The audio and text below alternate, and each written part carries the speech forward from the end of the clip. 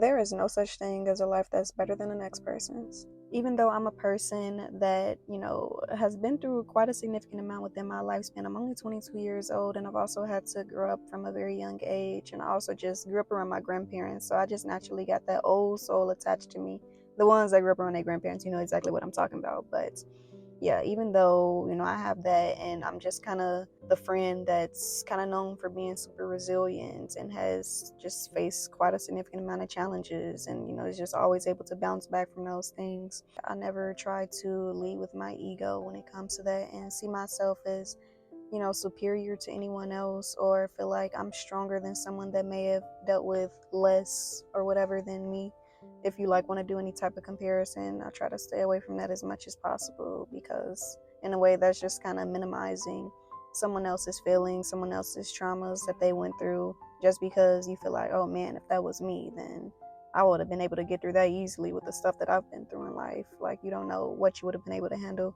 Everyone was raised under a different household, different circumstances. You really don't know what you would have been able to handle. And I wasn't always able to see things from that perspective. It's very easy to fall into the victim mentality, especially at a younger age when you haven't had that much life experience, or you haven't had that level of awareness hit you yet to where you're able to see things from a bigger perspective and see things in hindsight.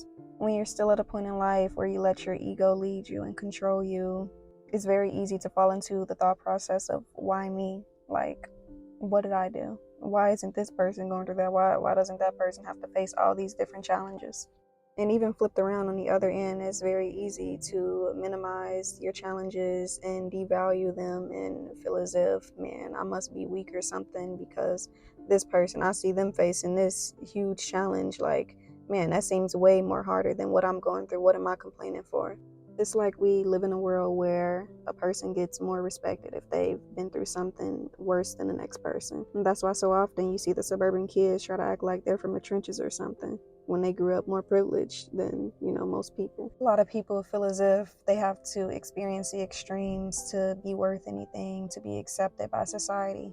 As a human, you are allowed to feel your sad emotions when times get tough, no matter how much worse things could be, as long as you don't drown yourself within that sadness. And the easiest way not to is through gratitude and being thankful for everything that does look quote unquote beautiful in your life.